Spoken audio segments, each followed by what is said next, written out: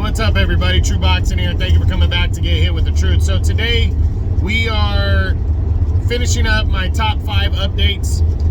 These are the quarterly updates on all divisions from 122 all the way to heavyweight, and we're finishing up with the heavyweight division. This is basically at the end of March and the end of September, I do top 5 updates. And as you guys know, at the end of June, I do my mid-year top 10s. And then at the end of the year, I do my end of the year top 10s. So before we get into the heavyweight division,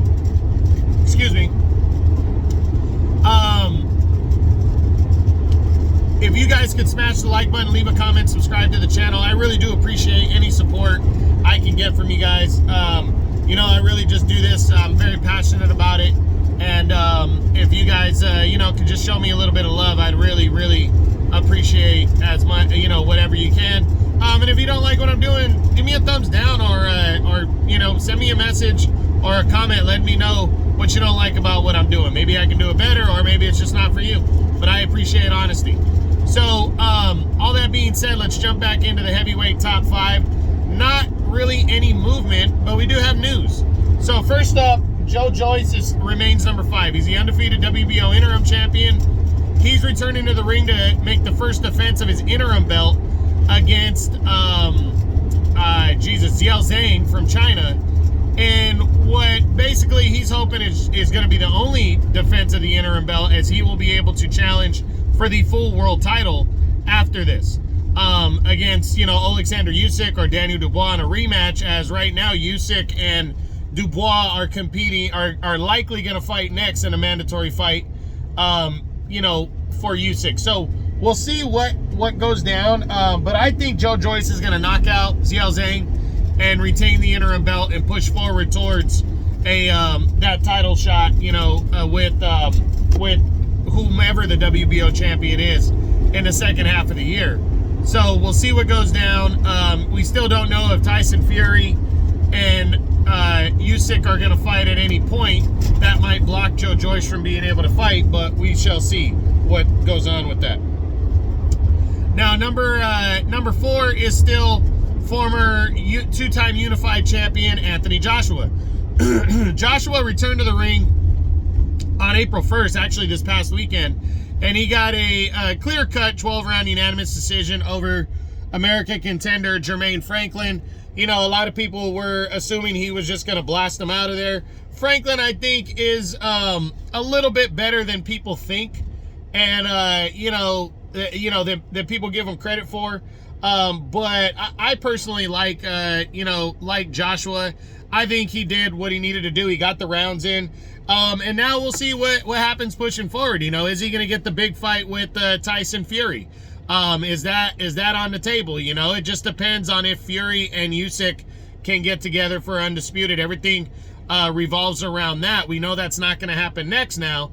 But will Joshua, sign on dotted line to fight Tyson Fury now?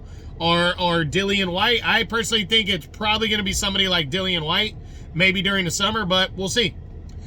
Still number 3 is the former longtime WBC champion Deontay Wilder. Wilder, we really don't know what the hell's going on. I think it really is revolving around what Fury is going to do next. Because Wilder was highly projected to be getting a showdown with Andy Ruiz that would determine the number 1 contender in the WBC. And actually the winner would be the WBC interim champion and would likely challenge Fury at some point. But now that Fury and Usyk is not happening, we don't know what Tyson Fury is planning on doing next. So does that mean that Fury's going to fight Andy Ruiz? Is him and Deontay Wilder an option for a 4th fight? I think Wilder's going to have to earn that.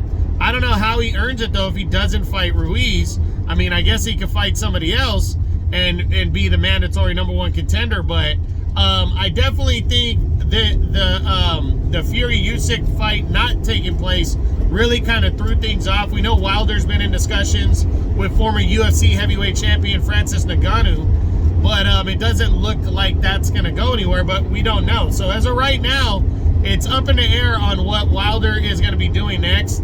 I really think and I hope we're gonna hear by the middle, by the mid-year top 10s, what he's doing, but we'll see. Still number 2 is the undefeated and reigning unified heavyweight champion of the world, Alexander Usyk. Usyk and Fury is not happening. It was on the table. There was a lot of back and forth about this fight going down. Usyk wanted a rematch clause in the contract. He got it, but he ended up taking the 70-30 split that Fury proposed to him. He took that, but he said in a rematch 50-50. And I think he said 50-50, or he might have said 70-30. Yeah, no, Usyk wanted 70-30 in a rematch. Or no. Actually, no, I think it was he wanted 50-50 in a rematch, and Fury said no to that. So there was a lot of back and forth here, a lot of blame being put on both sides. But Usyk is pushing forward. The WBA has already ordered him to fight his WBA mandatory and regular champion, Daniel Dubois, next. So I think that's likely going to take place because there was already rumors that the two sides were talking already. So likely going to see Usyk and Dubois for the unified heavyweight title. And I think that'll take place before the mid-year top 10s come out at the end of June. If that does take place, I'm predicting Usyk to beat Dubois, but Dubois is not a pushover and he hits hard, so should be an interesting showdown right there, and I think that's likely going to be what takes place for Usyk. And still number 1 is the undefeated reigning WBC champion, Tyson Fury. I just explained the Fury and Usyk situation. You know, you can put blame on either side for things. A lot of people are giving Fury a little bit more of the shit side of it. So, you know, Fury's going to push forward, though. Right now, there hasn't really been any concrete talks about who he could be fighting. I know Andy Ruiz was a popular alternative prior to the derailment of Fury and Usyk. A lot of people were saying that he could fight Ruiz because Ruiz is his interim champion.